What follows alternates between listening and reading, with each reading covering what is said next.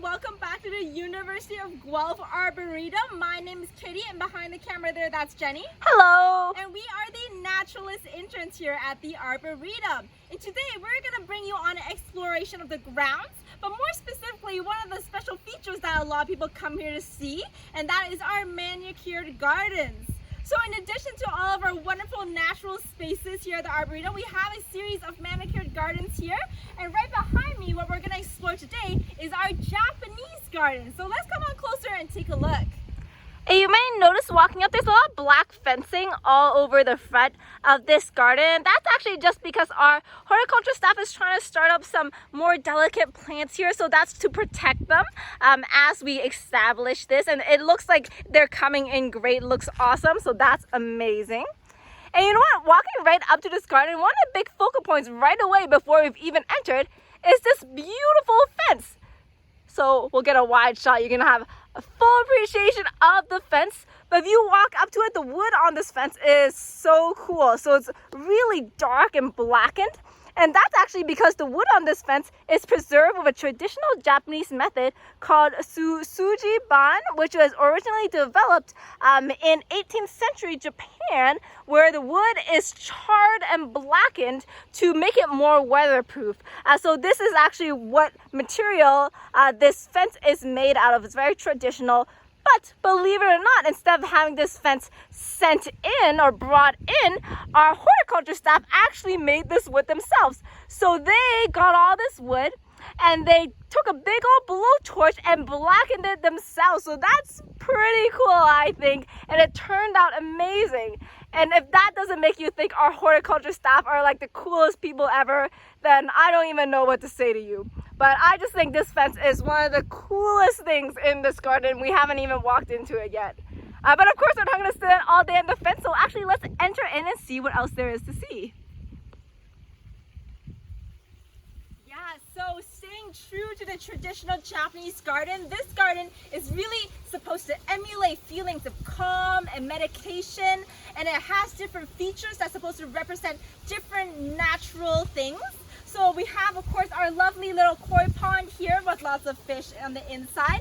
And this is supposed to represent a simple lake with, of course, a rock island on the center over there. So very beautiful, nice gurgly water noises is always very calming. But we come a little bit closer this way. We have one of the best highlights of the Japanese garden, and that is our Zen rock garden. So this rock garden is meant to represent another body of water, and those bushes in the center there are supposed to be different island features. So you can see how these different features in the garden can really represent larger things out there in the world. So this is our rock garden, and on the surface of a rock garden we have lovely designs, and these designs will change regularly because they're actually designed and raked by hand by our horticultural staff. So shout out to Kale, the gardener, has done a really awesome job creating beautiful patterns for us to enjoy. And these gardens are full of nice long swooping lines, so this is supposed to represent maybe ripples of the water in the Zen garden here. So really beautiful. And not just in the garden, but on our hedges surrounding the Japanese garden, we also have long smooth swooping lines to go with the theme of that traditional Japanese garden feel. Now, of course, you can really see how this all ties in together to give you a really great sense of calm and meditation. But let's take a closer look at some of the different things we can find right here in this little space. So maybe we can start off over here at this Japanese maple. So of course we have a lot of different native trees in the Arboretum. The Japanese maple is actually not a native tree, but it is very commonly planted as an ornamental tree. And you can definitely see why. They are absolutely beautiful. Their leaves are a little bit more sharply cut than our native maple trees. They're a little bit more lace-like and delicate. And they have this beautiful red color in their leaves, which is absolutely stunning to look at. So they fit in really well right here in our Japanese garden. And let's take a look at our koi pond. Of course, people love to come here and check out all of the koi fish that we have here. You can see lots of different types of colored fish that live right here in the water. So the fish here actually live all year round here in the Japanese garden. A lot of people are curious where they go in the winter, but we actually have the pump going here in their pond all winter long. That keeps the water flowing so it doesn't freeze over, and the fish do really well here and they stay here all year long.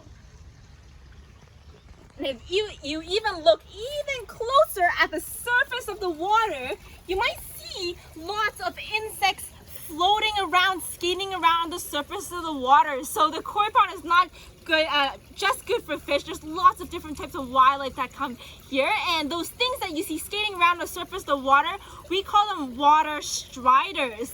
You can see they've got their legs spread wide apart and they don't fall into the water at all. In fact, where their legs meet the water, there actually is like a little dimple in the water because they actually can stay afloat right on the top of the water and skate along in search of prey. So they eat all sorts of other smaller insects that fall into the water.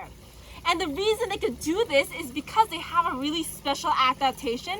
These water striders on their legs, they're covered in lots of super tiny hairs, and these hairs trap a layer of air all around their legs, so that keeps them afloat on the water. They can skate around really like figure skaters on the water and hunt other things that fall in the water, because of course not a lot of things, if they fall in the water they could get back out again or skate around like these water striders can. So they're a really cool thing to see right here in our Japanese garden. Very neat. And it's not just fish and insects that we see. So if you have a look at the edge of the garden or peeking out in the water, you will probably notice that we have a ton of frogs hanging out as well. So we see two over there hanging out, two species side by side. So we have a leopard frog and a green frog right next to each other, which is kind of neat. But we have a probably closer friend that's easier to get a good look at. So why don't we come over here? I spot one pretty nice close by, and he seems like he's pretty chill just hanging out there with us, so we'll get a good close look at him. But this little guy, this pond is full of frogs, and this little guy is a green frog, which funnily enough, he doesn't look that green. So green frogs, it's a bit of a weird name for them because they come in a whole bunch of colors. They could be brown, they can be green, they can be more of a bronzy color. So this guy, he's a lot of brown, but a lot of green frogs, they have what's called that green, bright green upper lip. So he gets his green there. But they also have what's called dorsolateral fold. So those are those two ridges right down the back. And that's pretty distinctive for a green frog. And we really like seeing frogs here because frogs and other amphibians are such a sensitive type of creature, right? Their skin is semi-permeable. Any pollutants in water, they'll really take right in. So being able to see lots of healthy frogs here means that this water in this pond is doing really well. The water's nice and clean and really hospitable for all sorts of the critters that call it home, which is awesome. So we love to see that, and we definitely have a lot of frogs here. But you know, moving on from the frogs and the fish and the bugs, let's check out some of the really neat plants that our gardeners have taken amazing care of and planted here. And there's a lot of cool specimens that we want to have a good look at. So one of the coolest things I think is this tree right here. This is called a katsura tree. It's not a native tree, but they're amazing. They're a very pretty tree to start off with. So you have these kind of really round, almost heart-shaped leaves. But one of the coolest things about them happens in the fall. So in the fall, their leaves turn yellow and they fall to the ground. If you walk by one, you might notice that all of a sudden things start smelling like cotton candy. Oh, and we have a swallowtail butterfly that just decided to hang out with us here. It's hanging out on our katsura tree even. Awesome. So that's a giant swallowtail, one of the biggest butterflies we have in Ontario. That's cool. Surprise visitor! Yay! Very nice. Looks like it's enjoying the katsura tree as well. Yeah.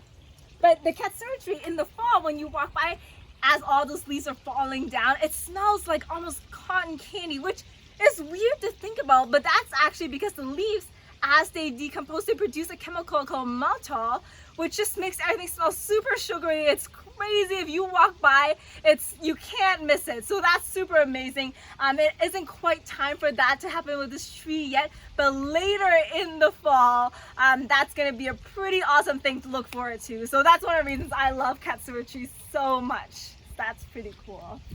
And let's maybe walk through and we'll enjoy the view and the meditative atmosphere of the garden, and we'll see what else to see as well.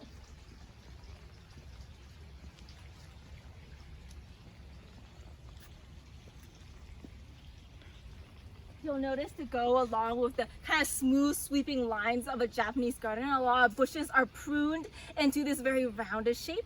But funnily enough, a lot of people, when they imagine a Japanese garden, they may think that these bushes need to be like a big circle or a sphere, but that's actually not true. So traditionally, these guys need to be more of a dome shape, and you'll notice that with a lot of our bushes, they're pruned to be flatter, so they kind of spread out and just rounded on the top. That's kind of neat. So our horticultural staff follow very traditional Japanese pruning methods with these bushes as well. So this really is a Japanese garden. Yeah. And while not all the plants here are traditional Japanese garden plants, they had to choose plants that would survive and do well in our Canadian climate. They all are chosen very carefully to kind of emulate the same atmosphere. Like this one right here. So this is a really cool little tree. This is actually a type of dwarf maple, and it's really awesome. I hear it's one of the favorites of the horticulture staff. So that's kind of neat. I really like it. It looks super funky.